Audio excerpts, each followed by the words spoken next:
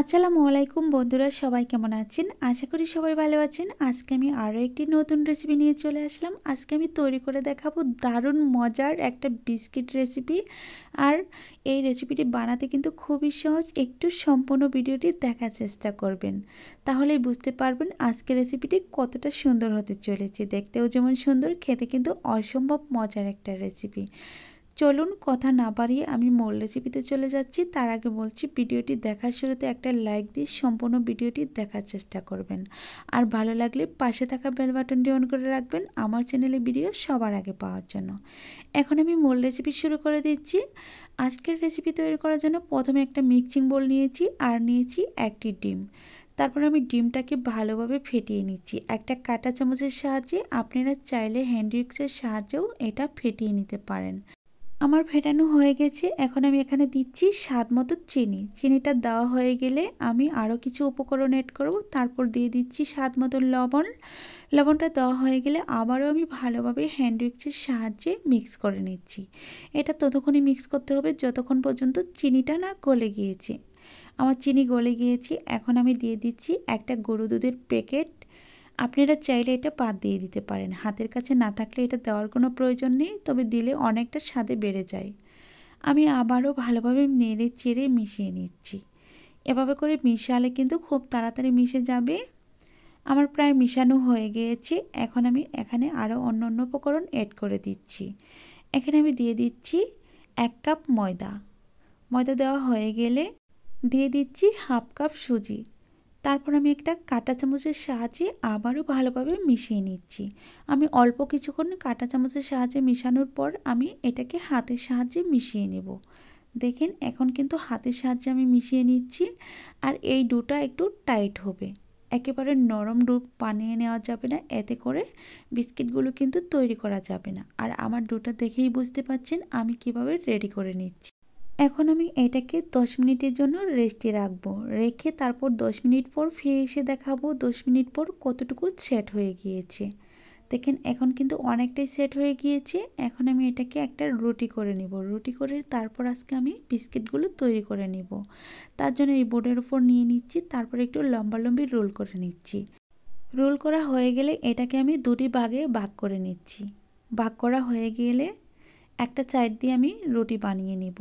তার আগে একটু হাত দিয়ে ভালোভাবে মিশিয়ে নিচ্ছি। তারপর একটা বেলনা দিয়ে বেলে রুটি বানিয়ে নিব। তার আগে একটু শুকনা গুঁড়া দিয়ে দিচ্ছি, এতে করে বোর্ডের গায়ে লেগে যাওয়ার কোনো ভয় থাকবে না। একটা বেলনার সাহায্যে বেলে তারপর পাতলা সাইজের একটা রুটি বানিয়ে নিব। অতিরিক্ত পাতলা করা যাবে না, হালকা একটু মোটা রুটি রাখতে হবে। তো আমার বানানো হয়ে গেছে। এখন আমি একটা কুকি কাটার নিয়েছি, নিয়ে তারপর এটাকে কেটে নিচ্ছি। আপনারা চাইলে গ্লাস অথবা বোতলের মুখো দিয়েও কেটে নিতে পারবেন। আমি একই সাথে সবগুলো এভাবে কেটে কেটে নিয়ে নিচ্ছি। পরে এর উপর আমি একটা ডিজাইন তৈরি করে দেব। দেখেন খুব সহজেই কিন্তু কেটে নেওয়া যাচ্ছে। খুব সহজে এগুলো পিঠা তৈরি করে নেওয়া যাবে, এমনই একটা পিঠা নিয়ে চলে এসেছি। আমি বাকি অংশগুলো দিয়ে আবারও রুটি বানিয়ে তারপর আবারও এভাবে বিস্কিটগুলো তুলে নিব। এখন আমি একটা প্লেটে তুলে নিচ্ছি। তুলে তারপর সবগুলো একসাথে করে নিয়ে ফিরে এসে দেখাচ্ছি। তোমার সবগুলো রেডি করা হয়ে গিয়েছে। এখন আমি এর ভিতর ডিজাইন দিয়ে দিব। তার জন্য নিয়েছি একটা শূন। এই শূনগুলো বাজার থেকে কিনতেই পাওয়া যায়, 20 থেকে 30 টাকা দাম নেবে। তারপর আমি ডিজাইনটা দিয়ে দিচ্ছি। দিয়ে তারপর এভাবে করে এপাশ ওপাশ করে ডিজাইনগুলো দিয়ে দিচ্ছি। খুব সুন্দর লাগছে, দেখতেই পাচ্ছেন। এভাবে ডিজাইন করে যদি আপনারা বিস্কিটগুলো তৈরি করে নেন, দারুণ দেখতে হবে। এখন আমি চুলায় চলে যাব ভেজে নেওয়ার জন্য। চুলায় একটা ফ্রাই প্যান বসিয়ে দিয়েছি আর পরিমাণ মতো তেল নিয়ে তেলটাকে হালকা আঁচে গরম করে নিয়েছি। আর গরম তেলেই এই পিঠাগুলো দিয়ে দিচ্ছি। আর এই ফুলগুলো দেখতে কিন্তু দারুণ, এটা অবশ্যই বুঝে নেওয়ার চেষ্টা করবেন। আর এগুলো বানিয়ে যদি আপনারা বাচ্চাদের হাতে ধরিয়ে দেন, তারা কিন্তু খেয়ে দারুণ মজা পাবে। আর এই নকশিগুলো দেখে তারা আরও বেশি আনন্দ পাবে। তো এপাশ ওপাশ উল্টিয়ে পাল্টিয়ে বেজে নিতে হবে। যখন হালকা একটু ভাজা হয়ে যাবে তখন কিন্তু চুলার আঁচটা কমিয়ে দিতে হবে। তো এক পাশ ভাজা হয়ে গিয়েছে, আমি অপর পাশটাও উল্টিয়ে দিচ্ছি। আর দেখেন এখন কিন্তু দারুণ একটা কালার চলে এসেছে। আমি আরও একটু কড়া করে ভেজে নিব। আপনারা চাইলে এই অবস্থায় নামিয়ে নিতে পারেন। আর যদি কড়া করে ভেজে নেন তাহলে কিন্তু এটা সংরক্ষণ করে রাখতে পারবেন 3 থেকে 4 মাসের মতো। এতে করে কোনো রকম নষ্ট হবে না আর একদমই মুচমুচে থাকবে। আমার পিঠাগুলো বেজে নেওয়া হয়ে গিয়েছে। এখন আমি এগুলোকে একটা একটা করে একটা প্লেটে উঠিয়ে নিব। আর সবগুলো পিঠা উঠিয়ে নিয়ে তারপর ফিরে এসে দেখাবো সবগুলো বিস্কিট পিঠা কেমন হয়েছে আর কতটা সুন্দর হয়েছে। একটু কাছ থেকে বা ভেঙে না দেখিয়ে দিলে বুঝতে পারবেন না। আপনারা চাইলে এই বিস্কিট রেসিপিটি চায়ের সাথে ঝটপট বানিয়ে খেতে পারেন। আমার সবগুলো বিস্কিট ভাজা হয়ে গিয়েছে। আমি এখন সবগুলো বিস্কিট একসাথে করে নিয়ে চলে এসে দেখাচ্ছি।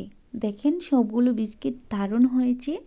এখন আমি একটা বিস্কিট ভেঙে দেখাচ্ছি। আর যতক্ষণে বিস্কিটগুলো ভেঙে দেখাচ্ছি ততক্ষণে বলছি চ্যানেলটি সাবস্ক্রাইব করে দিয়ে পাশে থাকার চেষ্টা করবেন। ভালো লাগলে অল বাটনে ক্লিক করে রাখবেন। আজ এই পর্যন্তই। ভালো থাকবেন, সুস্থ থাকবেন। আল্লাহ তাআলার কাছে এই কামনা করে বিদায় নিচ্ছি। খোদা হাফেজ।